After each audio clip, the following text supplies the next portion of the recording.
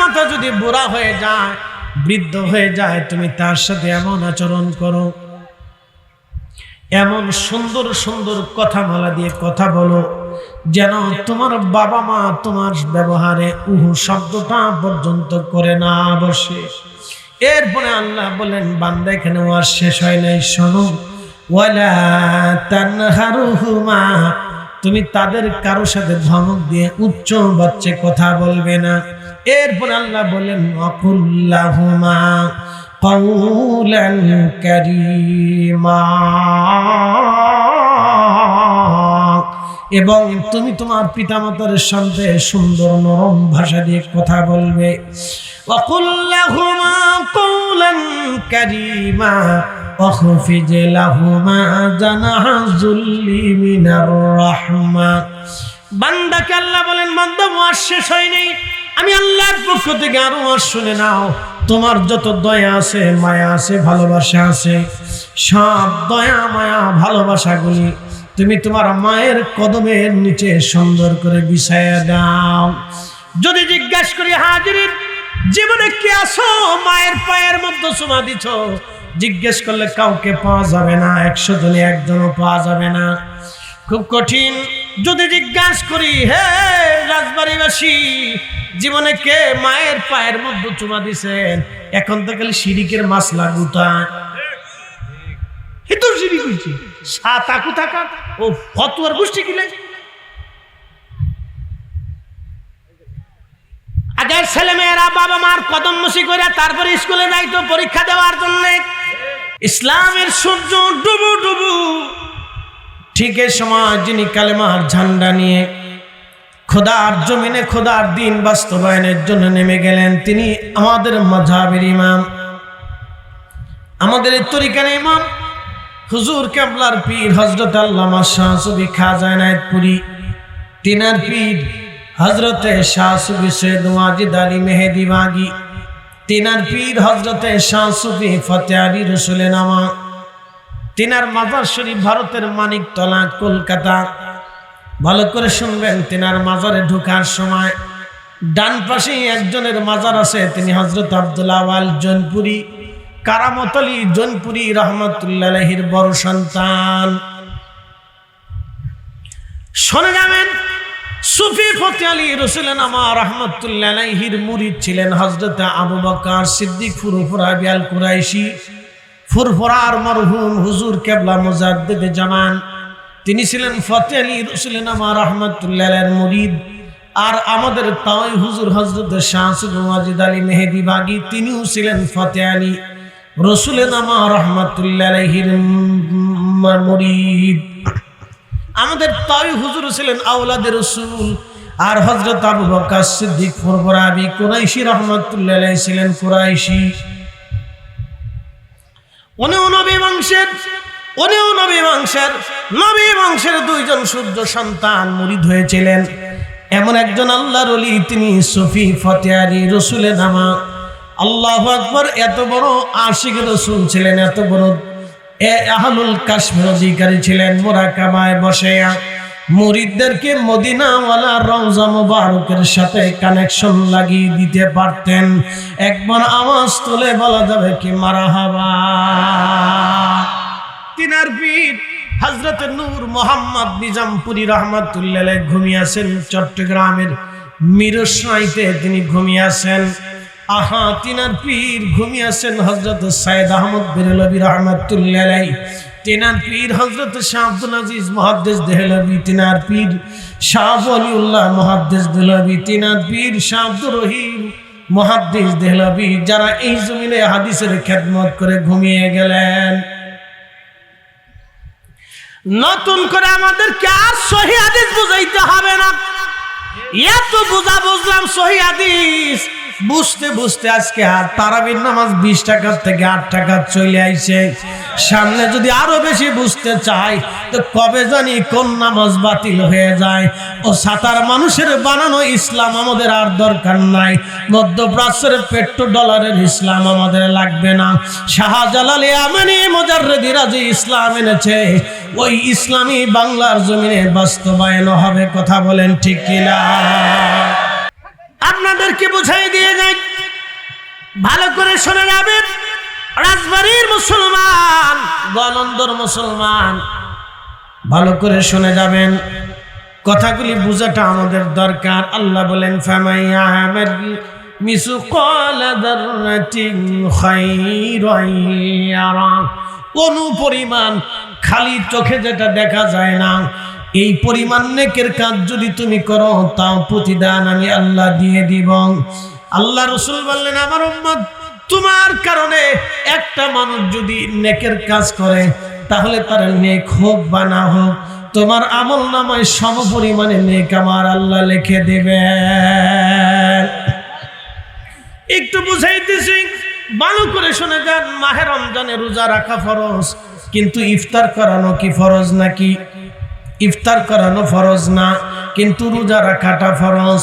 আল্লাহর নবী বলেন, উম্মত, আমার রোজাদারকে তোমরা ইফতার করাও। সাহাবীরা বলেন, ইয়া রাসূলুল্লাহ, কি করে ইফতার করাবো? বলে, আমার রোজাদার উম্মতকে তোমরা ইফতার করাও। সাহাবীরা বলেন, ইয়া রাসূলুল্লাহ, ইফতার করানোর মতো কোনো অর্থ, কোনো খাদ্য আমাদের অনেকের নাই। নবীজি বললেন, যদি পারো এক পেয়ালা দুধ দিয়ে তুমি ইফতার করাও। বলে, হুজুর, দুধ দিয়ে ইফতার করানোর মতো সামর্থ্য অনেকের নাই। আল্লাহর নবী বললেন, তাহলে তোমরা একটা খেজুর দিয়ে ইফতার করাও। আল্লাহর নবী বললেন, খেজুর দিয়ে ইফতার করাও। সাহাবীরা বলেন, ইয়া রাসূলুল্লাহ, খেজুর দিয়ে ইফতার করানোর মতো অনেকের সামর্থ্য নাই।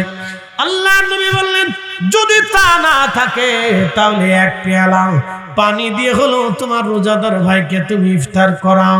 তারপরও যাকে ইফতার করাবা, তার রোজা হোক বা না হোক, তোমার আমল নামায় একটা কবুল রোজার সওয়াব লেখা হবে।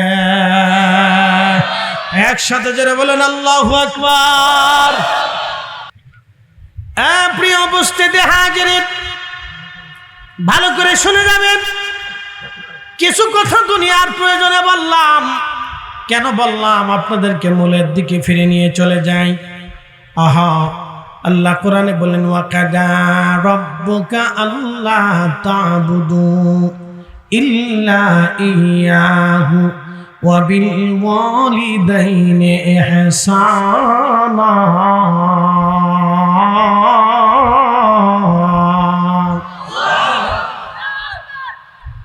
আল্লাহ বলেন, ওয়া কাদা রাব্বুকা, তোমার রবের পক্ষ থেকে আমি একেবারে বাধ্যতামূলক করে দিলাম, একেবারে আবশ্যিক করে দিলাম, তুমি তোমার আল্লাহ ছাড়া আর কারো ইবাদত করবে না। এরপরে আল্লাহ বললেন, ওয়া বিল ওয়ালিদাইনি ইহসানা। এরপরে আবশ্যক করে দিলাম, তুমি তোমার বাবা মার সাথে সুন্দর আচরণ করবে। এরপরে আমার রব বলে দিলেন, ইম্মা ইয়াবলুগান্না ইনদাকাল কিবারা আহাদুহুমা আও কিলাহুমা ফালা তাকুল লাহুমা উফ। আমার রব বললেন, বান্দা, আরো বাধ্যতা করে দিলাম তোমাদের জন্য। সাহাবী এসে বললেন, ইয়া রাসূলুল্লাহ, ফাতে মক্কা হয়ে গেছে, মানত কেমনে আদায় করবো? জান্নাত তো আমি পাই না। প্রিয় নবী বললেন, সাহাবী, ঘরের মধ্যে কি মা আসেনি? বলে, হ্যাঁ ইয়া রাসূলুল্লাহ, মা আছে। তাহলে যাও, মায়ের পায়ের মধ্যে চুমা লাগাও। আল্লাহর চৌকাঠে জান্নাতের দরজার মধ্যে চুমা লাগানো হয়ে যাবে। হে, হাত উঁচা করে বলেন আল্লাহু আকবার। তাহলে আজকে থেকে চলে যাবেন, মায়ের পায়ের মধ্যে চুমা লাগাবেন। কোনো শিরিক নাই যে শিরিকের মশালা দিবে কোন শতান গুতাই তোরে, কোন শিরিকের মশালা নাই। মায়ের পায়ের মধ্যে চুমা দিবেন, বাবার পায়ের মধ্যে চুমা দিবেন। প্রশ্ন রাখবেন, ফরিদি হুজুর, বাবা মার পায়ের মধ্যে কেন চুমা দিব? উত্তর দিয়ে দেয় আপনাকে, ছোট্টকালে মা আপনার পায়ের মধ্যে কতবার চুমা লাগাইছিল আপনি বলেন? করতে পারবেন জিন্দেগি চুমা? আপনার মা আপনার পায়ের মধ্যে কতবার চুমা দিয়েছিল ছোট্টকালে? তেল মালিশ করিয়া, তেল দিয়া গোসল করে, আদর করে মা ঘুম পাড়াইলো। মা দুটা ধরে, মা আয় আয় চাঁদ মামা, টিপ দিয়ে যা, চাঁদের কপালে চাঁদ টিপ দিয়ে যা। ধান বানলে কুড়ো দিব, মাছ কুটলে মরু দিব, চাঁদের কপালে কালো গায়ের দুধ দিব, চাঁদের কপালে চাটির দিয়ে যা। কবিতার ছন্দ দিক, পাখানা ধরে বারে বারে পায়ের মধ্যে মা চুমা লাগাচ্ছিল, কপালে চুমা দিচ্ছিল আর আপনাকে খুশি করতেছিল। জীবনে একটা বড় লজ্জা শরম ফলাইয়া মায়ের পায়ের মধ্যে চুমা লাগায় কোনোদিন দেখেন নাই, আর আইছেন সেজদা দিয়া জান্নাত পাওয়ার জন্য। ইস, শুনে যাবেন হাজিরিন, ভালো করে শুনে যাবেন। রব্বুল আলামিন এরপরে ডাক দিলেন, বান্দা আমার আর শেষ হয় নাই। আল্লাহ ডাক দিলেন, বান্দা বাবা মা কবরে চলে গেছে, তোমার হক শেষ হয় নাই। এখানেই শেষ না, বাবা মা কবরে চলে যাওয়ার পরে বান্দা তুমি শুনে নাও, ওয়াকুর রাব্বির হামহুমা কামা রাব্বায়ানি সগীরা। আমার সাথে বলেন, রাব্বির হামহুমা কামা রাব্বায়ানি সগীরা।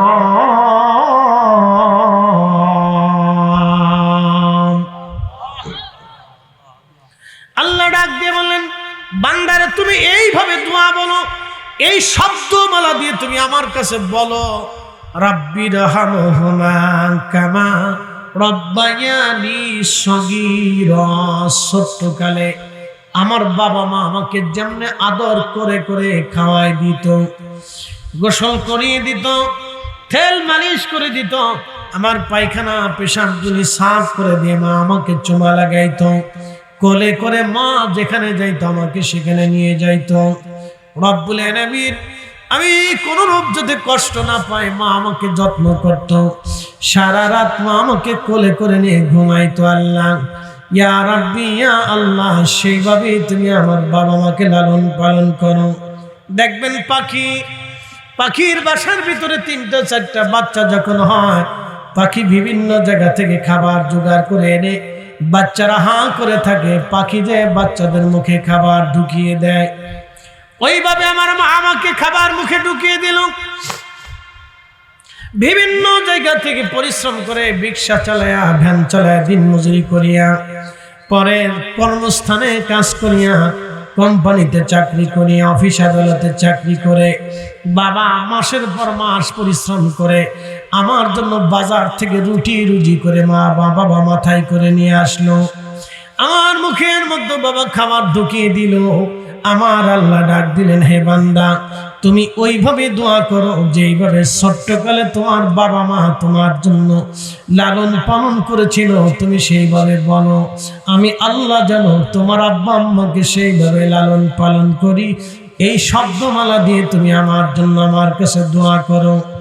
আল্লামা ইমাম আলুসি আল বাগদাদি আল হানাফি রাহিমাহুল্লাহ বিশ্ববিখ্যাত তাফসীর রুহুল মাআনি শরীফের ভিতরে আয়াতে কারিমার তাফসীর করতে যায় তিনি লিখলেন, আল্লাহ বাধ্যতা করে দিলেন ওই সন্তানের বাবা মা হারা প্রত্যেকটা সন্তানের জন্য আল্লাহ বাধ্যতা করে দিলেন, প্রত্যেক নামাজের পরে যেন সন্তান এইভাবে দোয়া করে, রাব্বির হামহুমা কামা রাব্বায়ানি সগীরা।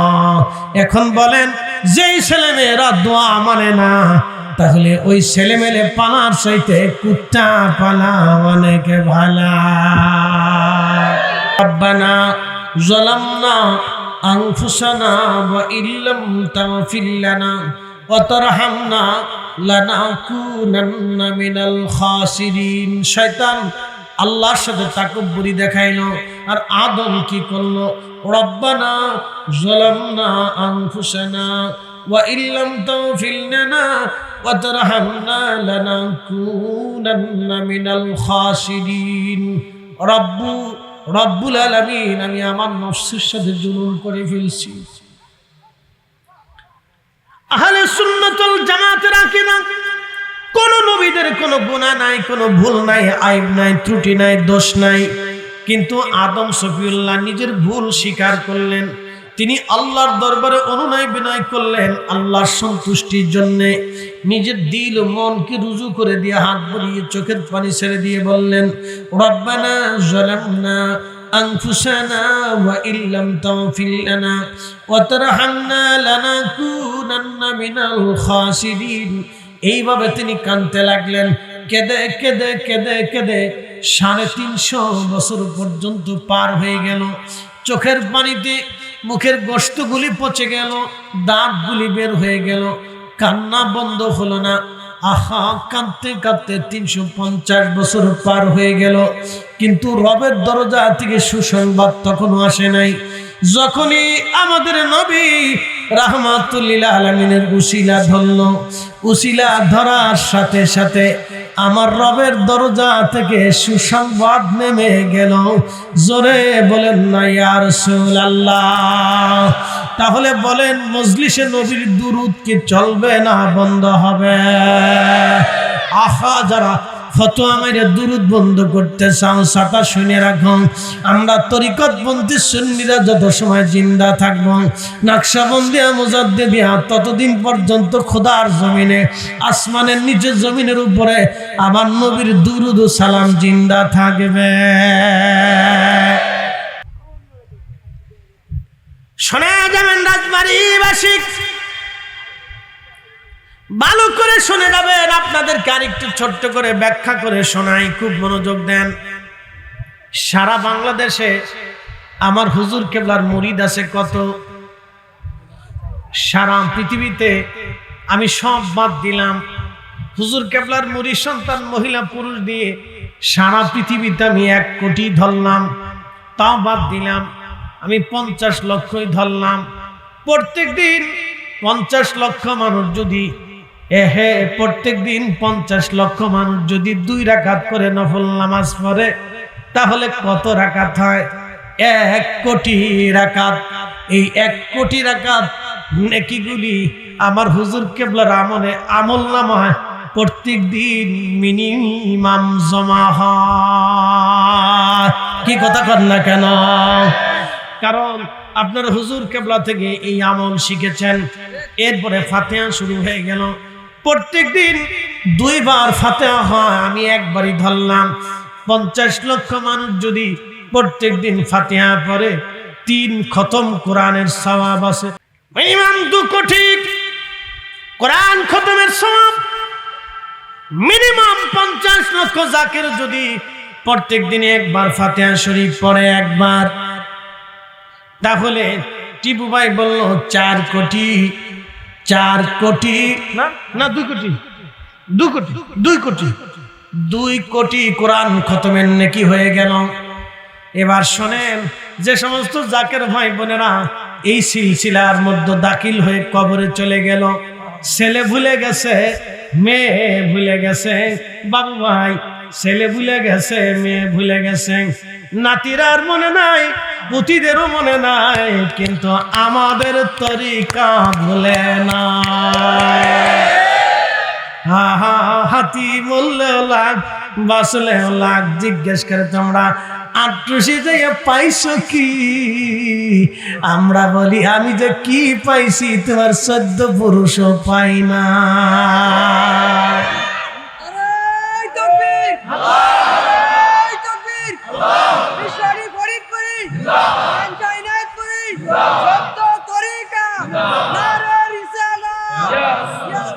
থাক আর লাগবে না থাক সময় কম অনেক দূর থেকে জাকির ভাই আসছে এরা চলে যাবে 1.5 ঘন্টা পেয়ে ফেলছি বাপ রে বাপ ঠেলা কারে কম আর আমি তো আজকে 4 সাবজেক্ট আমার গ্রামের বাড়ির মসজিদের মাহফিল এরা আমারও ছাড়ে না মসজিদের মাহফিল এই চিন্তা করলাম এখানে আসি রাসু ভাই ফোন দিয়ে করলো যে ফরিদি ভাই 28 তারিখে কোথায় কেমনি কে বললো আমার গ্রামের মাহফিল কায় 40 দিচ্ছে বলে কে আমাদের জলসা পড়ছে জেলা জলসা বলে কই দিবেন আমার আমি বললাম যে আপনার মার্কেটের সামনে দিয়ে দেন না পিছনে জায়গা আছে দেন সালাম আসতেছি আমি 10:30 থেকে 11টার ভিতরে ঢুকবো ঠিকই কিন্তু আমি একবার জায়গা মতো টাইম মতো চলে আসছি দেরি হয় না কিন্তু কথা কাজে ঠিক আছে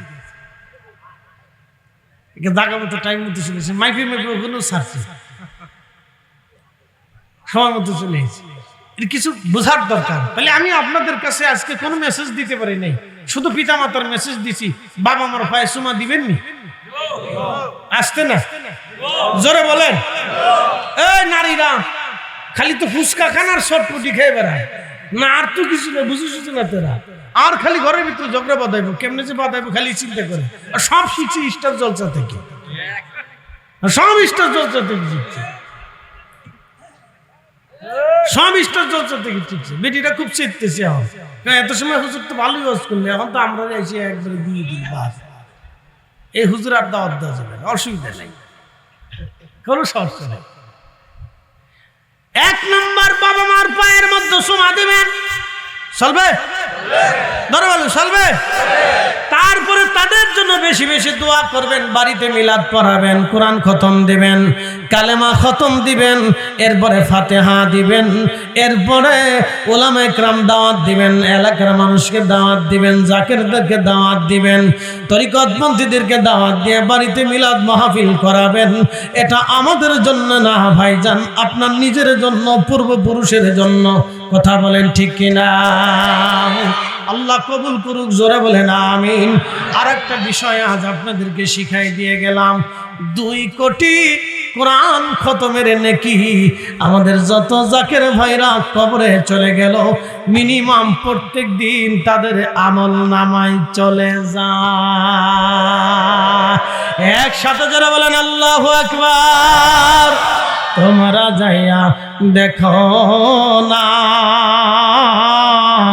যাহার হয় না তুলনা, ফরিদপুরের ৮৮তে, ফরিদপুরের ৮৮তে পীর কামেল শেখ জনা, তোমরা যাইয়া দেখো না, যাহার হয় না তুলনা।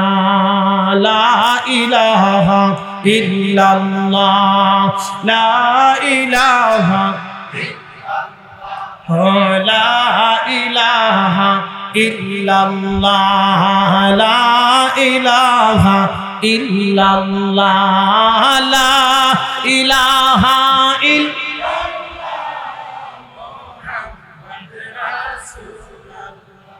বন্ধু শুনে যাবেন, ভালো করে শুনে যাবেন, ওয়াজ আমার শেষ। এই দপ্তরের বিরোধিতা যে যতই করুক কাজ হবে না। ও শিয়া মিয়া আবি যাবি যত ইচ্ছা থাকুক, কাজ হবে না, হবে না। হাত উঁচা করে বলেন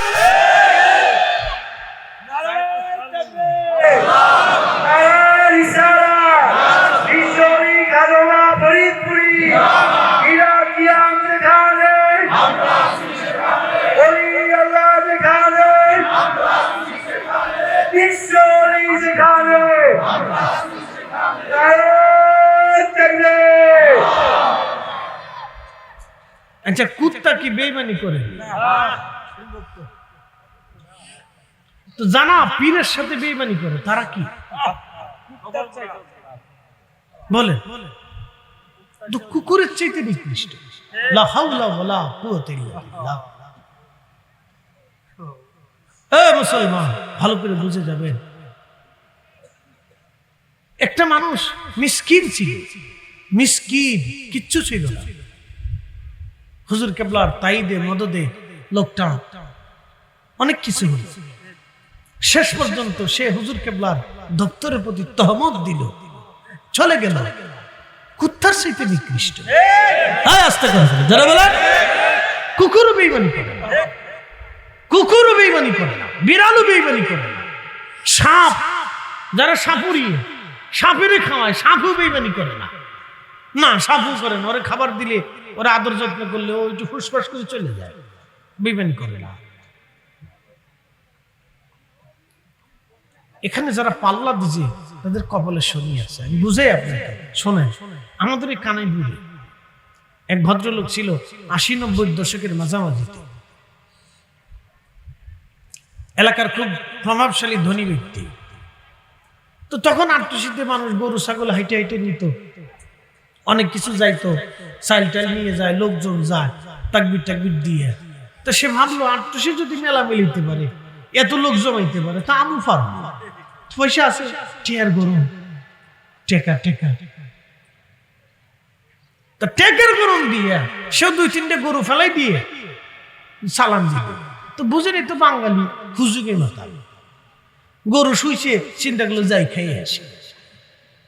তো গেল প্রথম বছর কিছু হইল, তারপর আরো 4-5টে ফেলাই, আরো কিছু বাড়লো, আরো 2-3টে ফেলাই, আরো বাড়লো, বাড়তে বাড়তে বাড়তে বাড়তে বেশ মস্ত বড় অনেক লোকের সমাগম হলো। হে চিন্তা করলো আমি বিরাট কিছু হয়ে গেছি।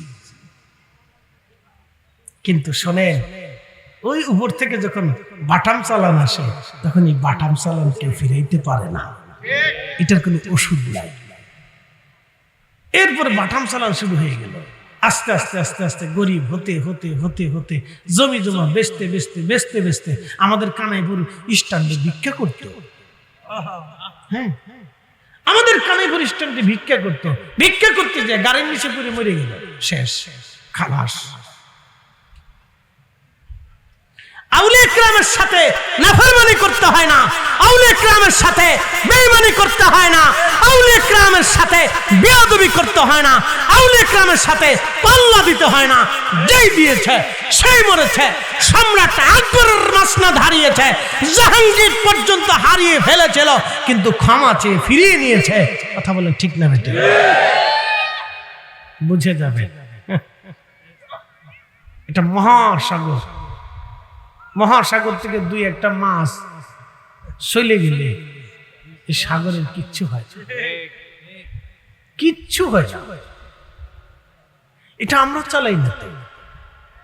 কি মনে করেন দরবার শরীফে, ওরস শরীফে গত বছরের হিসাব অনুযায়ী 80 লক্ষ টিকিট গেছে, 80 লক্ষ টিকিট গেছে।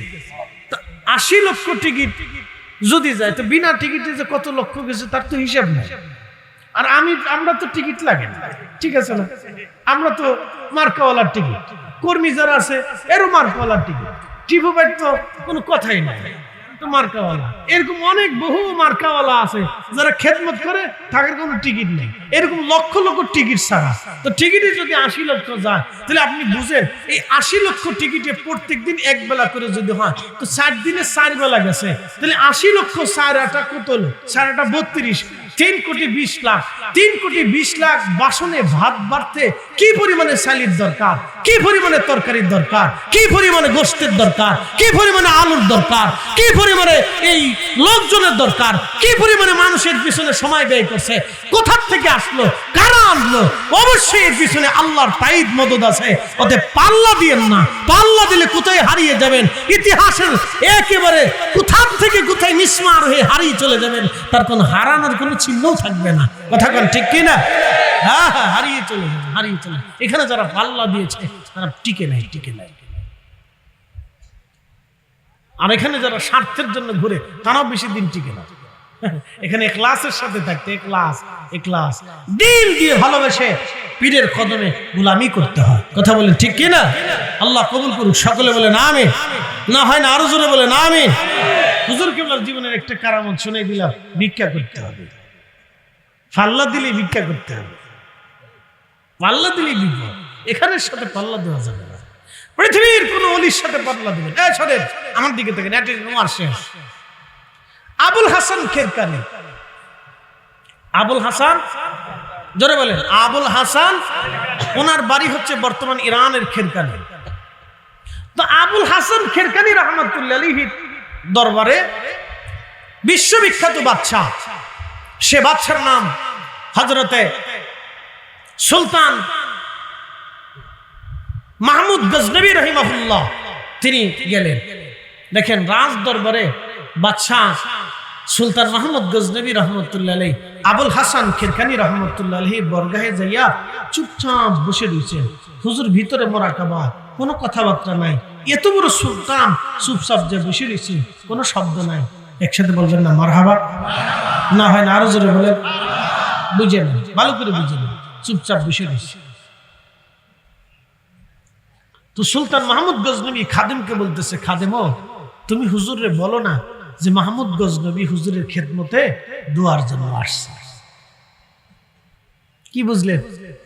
সুলতান মাহমুদ গজনবীর পরিচয়টা দিয়ে দেই। বর্তমান আফগানিস্তানের রাজধানীর নাম কাবুল। এই কাবুলে ঢোকার আগে একটা গাজনি গেট আছে।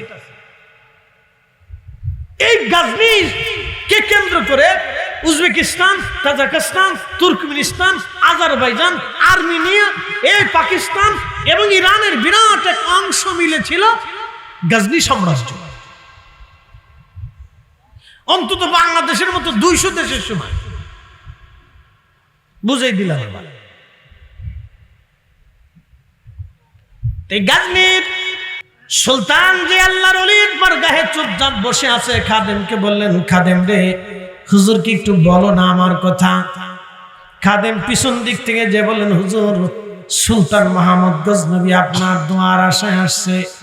হযরতে আবুল হাসান খেরকানি ধমক দিয়ে বললেন, বেটারে, বাদশাহ কেন আমার দরবারে আসছে? এই কুকুর আমার দরজা থেকে তাড়ায় দে। কেন আসছে আমার কাছে? একসাথে বলবেন আল্লাহু আকবার। না হয় না, আরো জোরে বলেন। বলতেছে, হুজুর এই আপনার কাছে দোয়ার জন্য আসছে, একটু এজাজত দেন। নরম হয়েছে। সামনে গিয়ে বসছে। আবুল হাসান খেরকানি বললেন, হ্যাঁ সুলতান মাহমুদ, কি জন্য আসছো? বলতেছে, হুজুর আমি একটু দোয়ার আশায় আসছি। কেন? আমি ভারতের সোমনাথ মন্দির আক্রমণ করব। এই বেটা, সোমনাথ মন্দির দিয়ে তোর কি কাজ আছে বল। বলতেছে, হুজুর আমি শুনেছি হারাম শরীফের ভিতরে যে মন্দিরগুলি, মূর্তিগুলি আল্লাহর নবী ভেঙেছিলেন, তার অংশ বিশেষগুলি সোমনাথে নিয়ে লাগানো হয়েছে। যেটা আল্লাহর নবী ভেঙে ফেলে দিয়েছে, সেই অংশ বিশেষ পৃথিবীর কোন মন্দিরে থাকতে পারবে না। আমি এটা রাখবো না। যদি অনুমতি দেন আমি সেটাও ভেঙে ফেলে দিতে চাই। সুলতান মাহমুদ গজনবী রাহমাতুল্লাহ আলাইহি অনুমতি নিলেন। সুলতান মাহমুদ গজনবীকে অনুমতি দিলেন। আবুল হাসান খেরকানি অনুমতি দিয়ে বললেন, বেটা অনুমতির জন্য আসছি, যা আমার জুব্বাখানা তোকে দিয়ে দিলাম। যদি কখনো মুসিবতের মধ্যে পড়ে যাস, তাহলে আমার এই জুব্বাখানা ধরে আল্লাহর দরবারে হাত বাড়িয়ে বলবি, আল্লাহ যদি জুব্বাওয়ালারে পছন্দ হয়, তাহলে আজকে আমার এই দাও সেই দাও, দেখবি আল্লাহ তোর দোয়া কবুল করেছে। একবার জোরে বলা যাবে কি মারহাবা? কি বুঝলেন? আগের রাজা বাদশারা ওলিদের দরবারে ধন্না দিতেন। শোনেন, ইমাম হযরতে আল্লামা মোল্লা আলী কারি মাক্কি আল মাওরিদের মধ্যে তিনি লিখেছেন, পৃথিবী বিখ্যাত বাদশা ছিলেন মোগল সাম্রাজ্যের অধিপতি সম্রাট হুমায়ুন। হুমায়ুন যুদ্ধে বারবার হেরে হেরে যাচ্ছেন, বিভিন্ন জায়গা থেকে দুঃখের সংবাদ আসতেছিল। তিনি বললেন, দেখ রে বৈরাম বেগ, এই দেশে কি কোনো আল্লাহর বুজুর্গ ওলি আছে কিনা? বলে, হ্যাঁ হুজুর আছে। বলে, নাম কি? বলে, খাজা মাহমুদ বাহাদাবানি নকশবন্দি। বলে, যা তো হুজুরকে আমার রাজ দরবারে নিয়ে এসে একটু দোয়া করা। বৈরাম খান যায় বলতেছে, হুজুর এই বাদশাহ আপনাকে তার দরবারে দাওয়াত করেছেন, আপনি কবুল করেন। সুলতান মাহমুদ বাহাদাবানি নকশবন্দি রাহমাতুল্লাহ আলাইহি আল্লাহর ওলি ডাক দিয়ে বলেন, এই যা তোর বাদশাকে বল আমি কোন রাজ দরবারের দাওয়াত নেই না, যা চলে যা। একসাথে বলবেন আল্লাহু আকবার। মাহমুদ বাহাদাবানি নকশবন্দি তাড়িয়ে দিলেন। বৈরাম খান যে সম্রাট হুমায়ুনকে বলতেছিল, বাদশাহ তিনি দাওয়াত নেন নাই, আমাকে তাড়িয়ে দিয়েছেন। বলে, বেটা রে, তুই যে বারবারে বল যে হুজুর কি করলে দাওয়াত নিবে। তখন সুলতান মাহমুদ খাজা মাহমুদ বাহাদাবানি নকশবন্দি রহমতুল্লাহের কাছে এসে বৈরাম খান বিনয় বলতেছিল, হুজুর ক্ষমা করে দিবেন, এই বাদশাহ আমাকে আপনার কাছে আবার পাঠিয়েছেন। বাদশাহ দোয়ার জন্য আপনার কদমে আবদার করেছেন, আর বলেছেন কি করলে আপনি রাজ দরবারে যে দোয়া করবেন, ওনার দোয়ার বড় দরকার, উনি বড় পেরেশানির মধ্যে আছে। তখন মাহমুদ বাহাদাবানি নকশবন্দি বলেছিল, এই বৈরাম, তোর বাচ্চাকে যায় বল যদি রাজ দরবারে মিলাদ শরীফের ইন্তজাম করে, আমি রসুলের মিলাদের ইজ্জতের কারণে আমি যাব, বাদশার জন্য যাব না। একসাথে বলবেন আল্লাহু আকবার। মানে আরো জোরে বলেন, জোরে বলেন। মিলাদ চলবে নি? আসতে হয় না, জোরে বলেন চলবে নি? আমাদের এই নকশবন্দি মুজাদ্দিদে মিলাদ আসেনি। এখন কেউ এসে বেদাতের ফতোয়া দিলে আমি তো তার তরিকার লোক না। কি কথা ঠিক আছে কিনা? আমি তো তার তরিকার লোক না, আমার তরিকে যেটা আছে আমি সেটা মানব। ঠিক আছে না ভাই? আমার তরিকে যেটা আছে আমি কি করব, সেটা মানব। বাদশাহ হুমায়ুন বিরাট করে ঘন ঘটা করে রাজ দরবারে মিলাদের ইন্তজাম দিলেন। বিশ্ববিখ্যাত মুহাদ্দিস ইমামুল হারামাইন আশ-শরীফাইন হারামের ইমাম, তিনি কিতাবের মধ্যে লিখতেছে 400-450 বছর আগে কিতাবের ভিতরে লিখতেছে, সেই সময় বিরাট ঘনঘটা করে বাদশা মিলাদের ইন্তজাম করলেন। হুজুর গেলেন, বাদশা হুমায়ুন নিজে পানি ঢেলে হুজুরের ওযু করালেন, পা ধুয়াই দিলেন। এরপরে মিলাদ শরীফ হলো, দোয়া হলো। আল্লাহর মহান ওলি মিলাদ পড়াইয়া বাদশার দরবার থেকে দোয়া করে তারপরে আসলেন। একসাথে বলা যাবে না মারহাবা? আসেন আমরা নবীজিকে সালাম জানাই, ইয়া নবী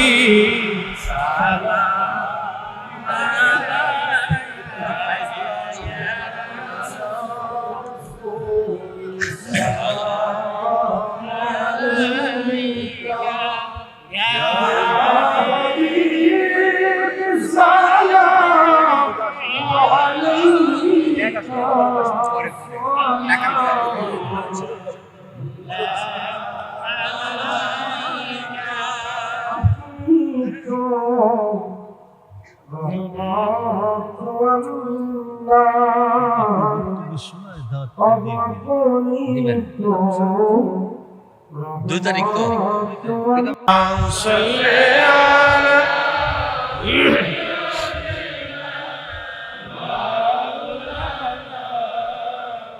محمد وعلى آل سيدنا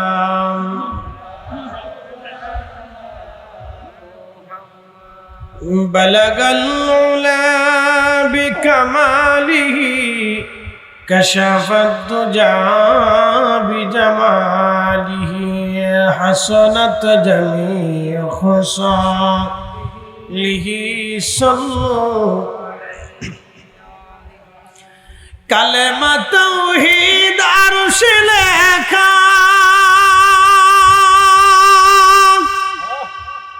বামিতে মুহাম্মদ আকা হাবিবের পাশে হাবিব বসা কালেমাতে আসে প্রমাণ বালাগাল উলা বিকামালিহি كشف الدجى بجماله حسنت جميع صالح صلوا عليه وآله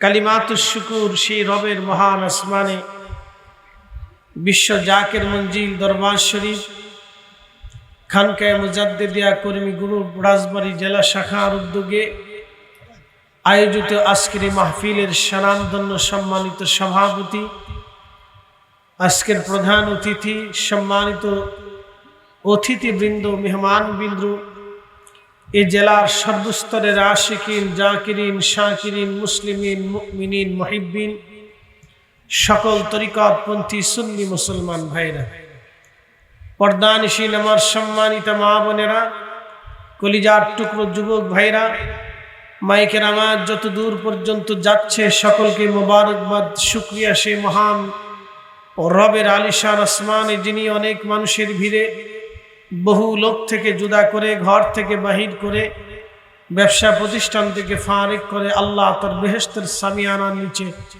একত্রিত হয়ে বসার তৌফিক নসিব করলেন। মনিবের আসমানে উচ্চ আওয়াজে চিৎকার মেরে একসাথে বলি আলহামদুলিল্লাহ। শুকরিয়া করি সে রবের, যিনি সর্বশ্রেষ্ঠ নবী, সর্বকালের সর্বশ্রেষ্ঠ মহামানব, রাহমাতুল লিল আলামিন, সৈয়দুল কাউনাইন ওয়াস সাকালাইন, হাউজে কাউসার ওয়ালা, সাহেবে জান্নাত, সাহেবে শরীয়ত, সাহেবে কোরআন, সাহেবে মাকামে মাহমুদ, সৃষ্টির শ্রেষ্ঠ আল্লাহর শ্রেষ্ঠ নবীর উম্মত হিসেবে আমাদেরকে আল্লাহ পছন্দ করেছেন, মঞ্জুর করেছেন। মনিবের আসমানে চিৎকার মেরে আওয়াজ তুলে আবারও বলি আলহামদুলিল্লাহ। প্রিয় উপস্থিতি, দীর্ঘ রাত পর্যন্ত আপনারা বসে আছেন। আমি আপনাদের সামনে কিছু মূল্যবান কথা বলে দোয়া নিয়ে দোয়া করে বিদায় নিব। ভালো করে শোনেন, এখানে আমরা যারা উপস্থিত আছি, রোহের হিসাব অনুযায়ী আমাদের সবার বয়স কিন্তু এক। রোহের হিসাব অনুযায়ী আমাদের সবার বয়স কিন্তু এক এবং অভিন্ন।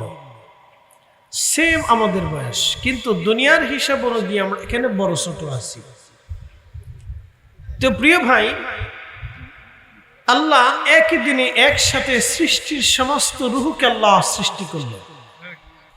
কোন রুহকে আল্লাহ পছন্দ করলেন আদম সফিউল্লাহর উম্মত বানানোর জন্য, ওই জমানাতে তাকে দুনিয়াতে পাঠালেন।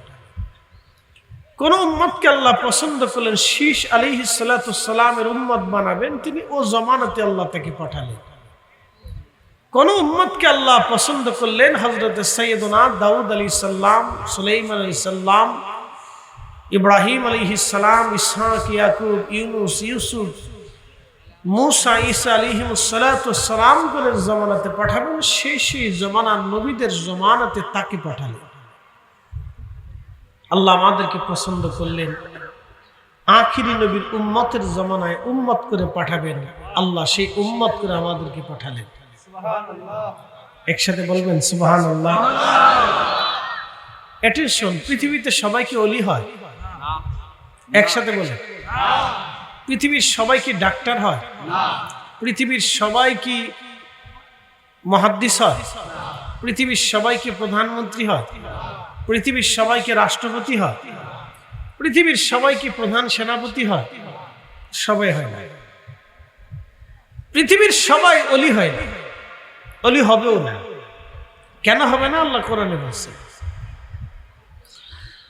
وَلْتَكُنْ مِنْكُمْ أُمَّةٌ يَدْعُونَ إِلَى الْخَيْرِ وَيَأْمُرُونَ بِالْمَعْرُوفِ وَيَنْهَوْنَ عَنِ الْمُنكَرِ। দুনিয়ার ভিতরে কিয়ামত পর্যন্ত এক জামাত মানুষ থাকবে যারা মানুষদেরকে ভালো কাজের দিকে ডাকতে থাকবে। একদল থাকবে, সবাই না। একসাথে বলুন মারহাবা। একদল। যারা বলেন কয় দল? একদল থাকবে, সবাই না। আল্লাহ এখানে সবার কথা উল্লেখ করে না, একদল থাকবে যারা মানুষদেরকে আল্লাহর দিকে ডাকতে থাকবে। এই দল কারা আপনাদেরকে একটু বুঝাই। এখন ইউটিউব আছে, চ্যানেল আছে, পত্রিকা আছে, ফেসবুক আছে, নানান ভাবে মানুষ দ্বীনের কথা তাম দুনিয়াতে ছড়িয়ে ছিটিয়ে দিচ্ছে। বুঝেন, প্রত্যেক জুমাতে বাংলাদেশে লক্ষ লক্ষ মুসলমান উলামায়ে কেরাম তাকরীর করে মানুষকে বুঝায়। সারা পৃথিবীতে সভা, সেমিনার, কনফারেন্স বিভিন্ন ভাবে প্রত্যেক জুমাতে উলামায়ে কেরাম খতিবরা বুঝে মানুষদেরকে বুঝায়। এই আমার দিকে তাকাবেন, রাজবাড়ীবাসী মুসলমান হয়েছে কয়জন? জোরে বলেন। বাংলাদেশে এত হুজুরা, আমরা বক্তারা এত ওয়াজ করি, মুসলমান কয়জন হয়েছে বলেন? তাহলে আমাদের সার্থকতা কি? কিচ্ছু নেই।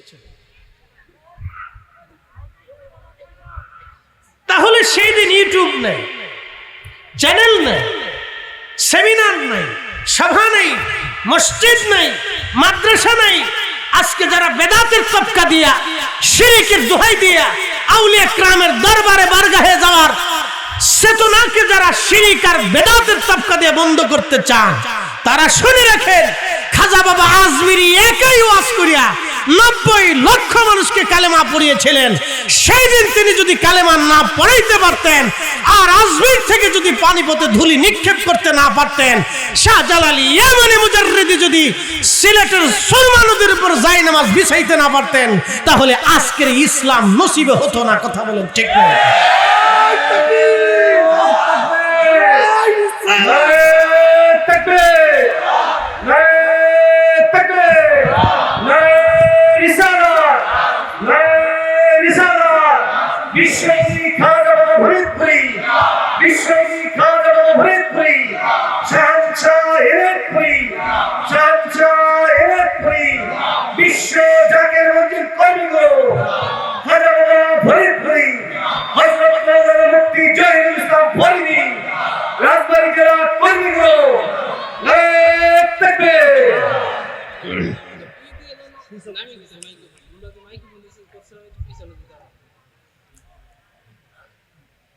আমি কি আপনাদেরকে মুক্তাসার বুঝাইতে পারছি? তাহলে এবার ইসলামের খেদমত এই জমিনে কারা করছে? জোরে বলে, একসাথে বলে না, আরো জোরে বলে, আরো জোরে। বর্তমান বাংলাদেশে আলেম আছে 60 লক্ষ, এই উপমহাদেশে সব মিলিয়ে 1 কোটি, সারা পৃথিবীতে ধরেন 1.5 কোটি। মুসলমান বানাইছি কয়জন? তাহলে খাজা বাবা আজমিরি 1000 করেছে, 200 কোটি মুসলমানও আমরা তা পারি না পারি না। সুন্দরে মাংস পাইয়া হুজুর ওয়াজ করে গেল, খাজা বাবা গাজা খাবা, খাজা বাবা গাজা খাবা, জুতা দিয়ে বাইরে গিয়া মঞ্চ থেকে নামানোর দরকার।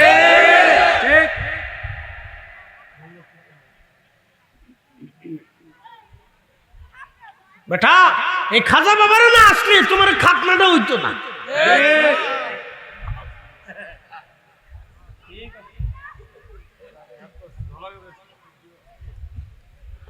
প্রিয় উপস্থিতি হাজিরিন,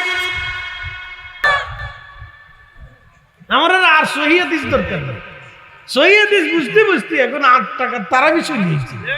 কবে জানি 6 রাকাতে চলে আসে না জানি আল্লাহ জানে। তারপরে কবে না বললেও চলে। কি কথা কর না কেন? এখন যেমন দোয়া না করলেও চলে, মিলাদ না পড়লেও চলে, বাপ মা মরে গেছে ফাতিহা না করলেও চলে, কোরআন খতম না করলেও চলে।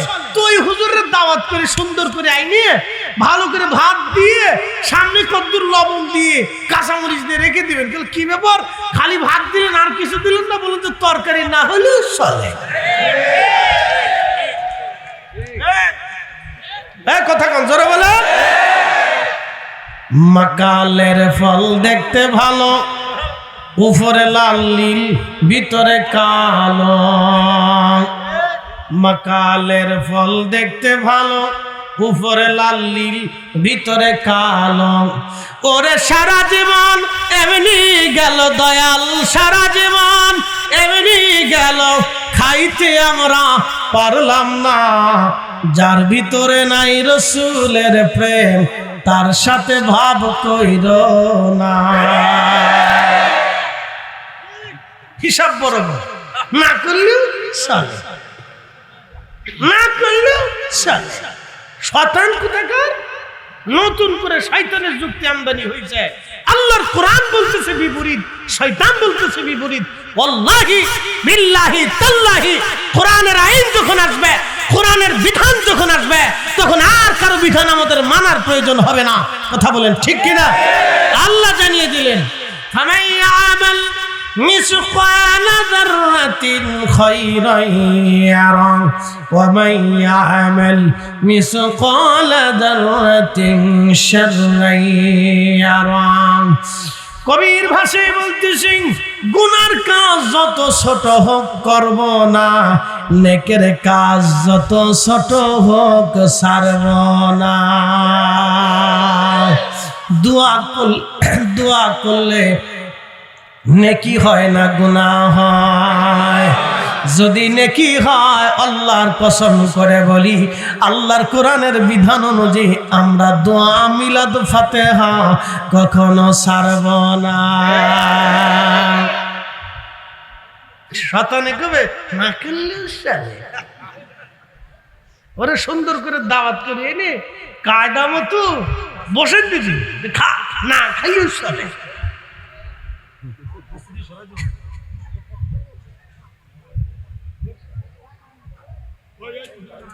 শয়তান যে কত কোয়ালিটির যুক্তি জানে ভাই, ও মারাত্মক যুক্তিবাদী। হ্যাঁ, মারাত্মক যুক্তিবাদী। কিন্তু মনে রাখবেন, শয়তানের যুক্তির ভিতরে গলদ আছে।